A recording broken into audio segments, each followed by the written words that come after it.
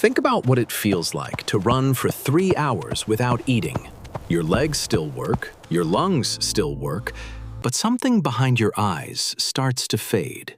Focus narrows, small decisions take longer, and at some point, your body stops thinking about the enemy and starts thinking about food. That was the entire Israelite army at the Battle of Michmash. King Saul had placed his soldiers under a sworn oath before the fighting started. No food, not a mouthful, not a sip of water, until the battle was over and Saul had his revenge. His logic? Hungry men fight harder. Deprivation sharpens aggression. The army would be faster, leaner, more dangerous on an empty stomach. What actually happened is one of the most specific, detailed accounts in ancient literature of what occurs when you deny an army its most basic metabolic requirement, written 3,000 years before anyone understood what blood glucose was. Now here's what's strange. In the middle of this disaster, one soldier had gone ahead alone. He had already done something remarkable, climbed a rocky pass with just his armor-bearer, and destroyed a Philistine garrison by himself. And while the rest of the army was fading, he found something in the forest, a honeycomb. He dipped his staff into it, lifted it to his mouth, and the text records what happened next in 2 words. His eyes brightened. By the end of this, you'll understand exactly what those 2 words mean biologically. You'll understand why the army collapsed without the thing Jonathan found, and you'll understand why the craving you feel for something sweet after every single meal isn't a character flaw. It's the same signal Jonathan's body was running. The question is what you reach for. Let's start with the battle. The Battle of Michmash. The Philistines at Michmash had a force the text describes as overwhelming. 3,000 chariots, 6,000 horsemen, soldiers like sand on the seashore. Saul had roughly 600 men, most armed with farm tools, because the Philistines had banned Israelite blacksmiths. Swords and spears were so scarce that only Saul and Jonathan had them. This was already a desperate situation. Saul's solution was an oath. 1 Samuel 14:24. Cursed be any man who eats food before evening comes, before I have avenged myself on my enemies. Ancient commanders used fasting as a form of preparation. Deprivation was thought to create discipline, a sharpening through hunger. The body emptied of comfort, focused entirely on the task ahead. The logic is intuitive. The physiology is the opposite of what it sounds like. Here is what was happening inside every soldier as the hours passed. In the absence of incoming carbohydrates, blood glucose begins to fall.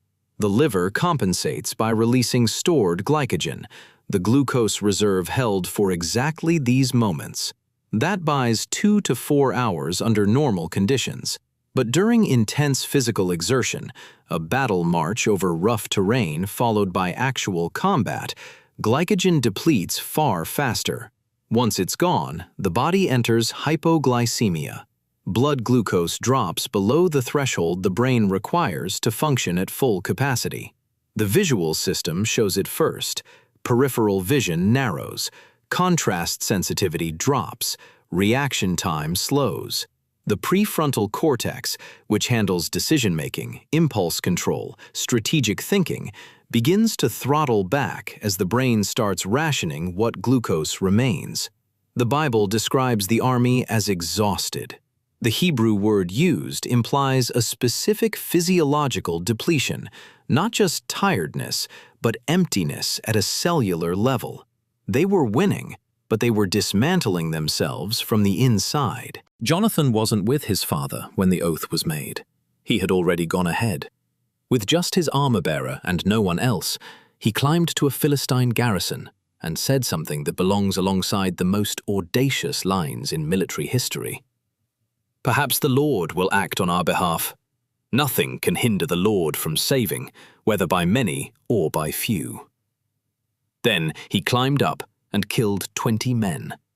The panic that followed sent the entire Philistine army into a rout.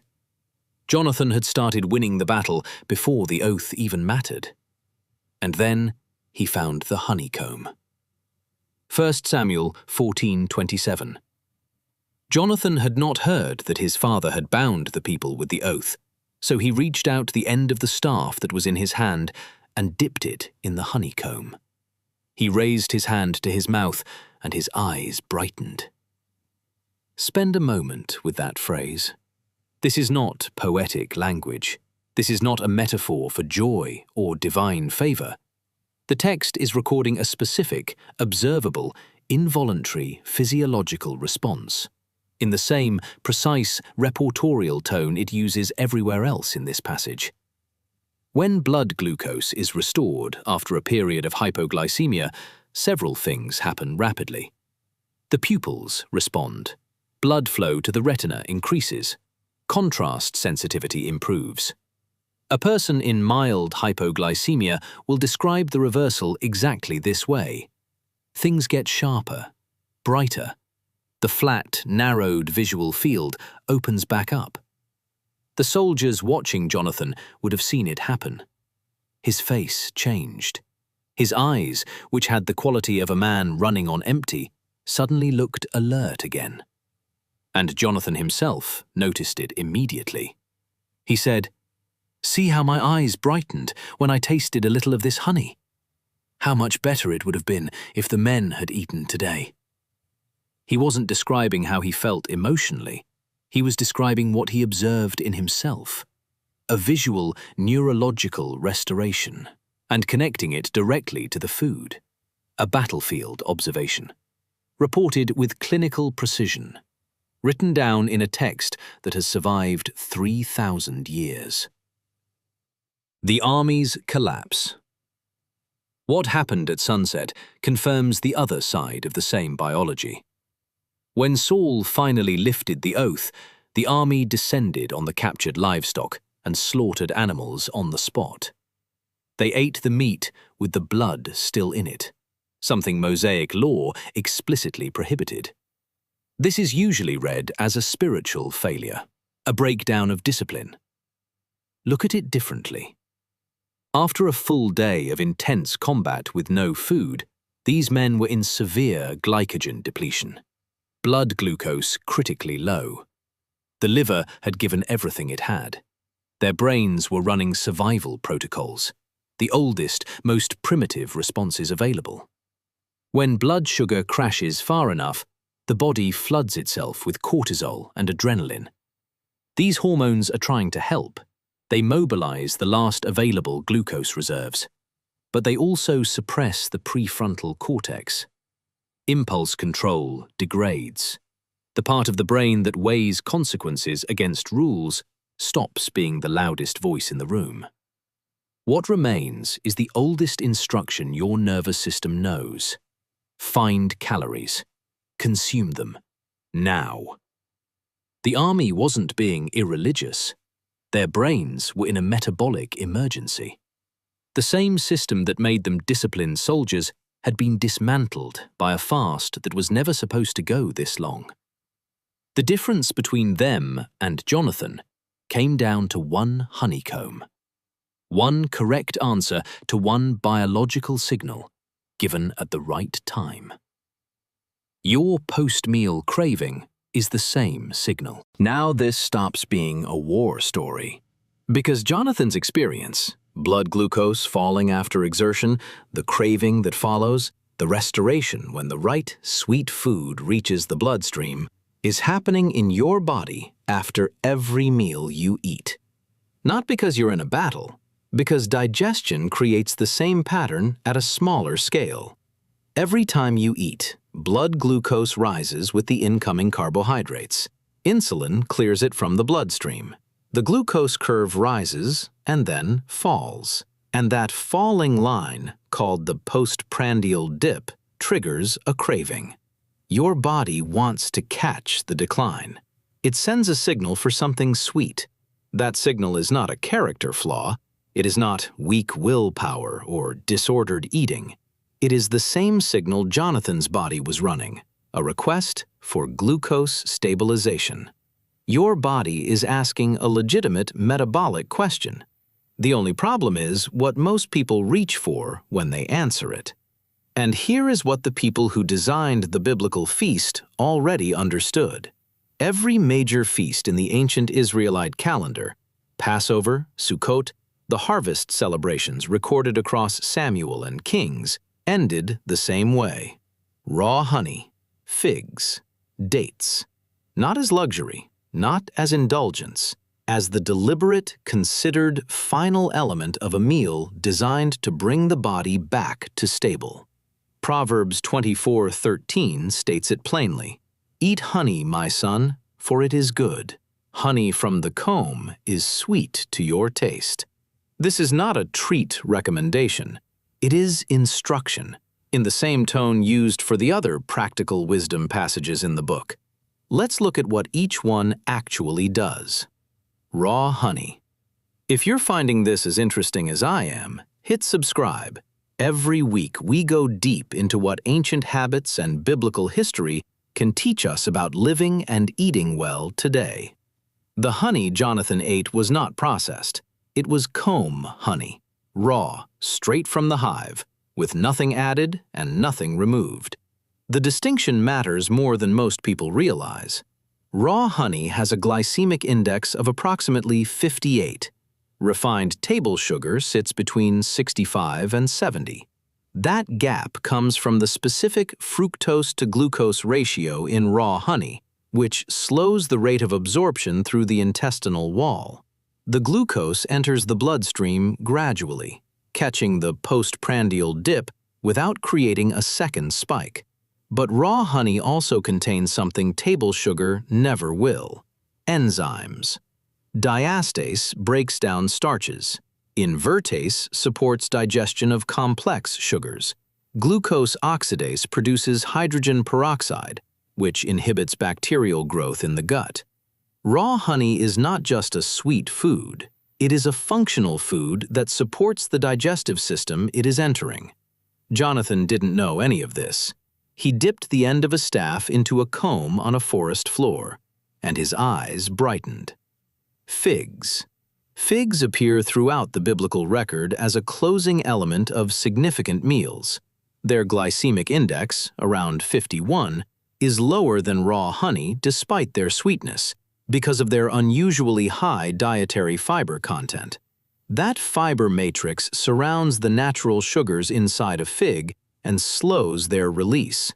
The glucose enters the bloodstream gently, in a sustained curve rather than a spike. The postprandial dip is caught. The craving is answered, without triggering another crash. Figs do something else. They contain physin, a proteolytic enzyme that actively supports protein digestion, important after a feast built around lamb or fish.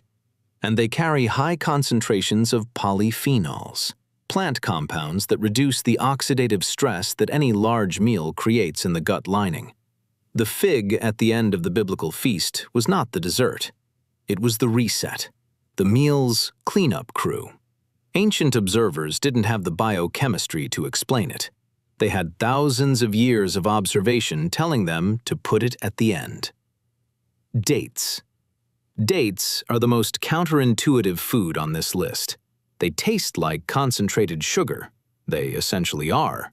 Date sugar content is among the highest of any whole fruit, and yet the glycemic index of a date is between 42 and 55, depending on variety. Lower than raw honey, lower than figs. One of the lowest glycemic sweet foods that exists. The reason is fiber. A single date contains more dietary fiber per gram than most vegetables. That fiber wraps the sugar content in a slow-release matrix. The glucose emerges over hours, not minutes. Blood sugar rises gently and holds there rather than spiking and crashing. Dates also carry potassium, magnesium, and B vitamins in concentrations that directly support the metabolic processes just taxed by a large meal. Processing and storing glucose requires those minerals. The date delivers the glucose and the biochemical tools to use it at the same time. The biblical feast didn't end with dates because they tasted like a reward. It ended with dates because that combination, slow glucose, high fiber, metabolic support, is precisely what the postprandial dip is asking for. Jonathan knew none of this. He was scouting ahead of an army, alone in a forest, running on whatever his body still had left after a morning of extraordinary violence. He found a honeycomb, ate a small amount from the end of his staff, and described what he felt with 2 words. His eyes brightened. 3,000 years later, we have the full explanation. Hypoglycemic reversal. Glucose restoration to the visual cortex. Retinal blood flow increase. Contrast sensitivity recovery. We have names for all of it now. Mechanisms, clinical thresholds, published studies. But Jonathan saw it happen in himself, in real time, and described it with enough precision that the biological event is still legible across 3 millennia. 3 things to take from this. Simple ones. Replace whatever you currently reach for after meals with one of these 3. Raw honey, a fig, or 2 dates. Not all 3. 1. The craving is not a problem to suppress. It's a signal to answer correctly. A small, precise answer is all it takes. Keep the amount small. Jonathan didn't consume a meal. He dipped the end of a staff. 1 teaspoon of raw honey, a single fig, 2 dates. More than that, and you begin to create the spike you are trying to prevent. Choose the unprocessed version. Processed honey, sugar-coated dried figs, dates stuffed with sweetened fillings. These are the wrong answer dressed as the right one. The biblical feast ended with the whole food in its natural state. That's the version that works. The army around Jonathan was collapsing from the inside. Their blood sugar had hit the floor. Their vision was narrowing. Their impulse control was gone. One man, who had eaten a small amount of the right food at the right time, still had his eyes wide open. That detail was preserved for 3,000 years. Maybe it was worth preserving.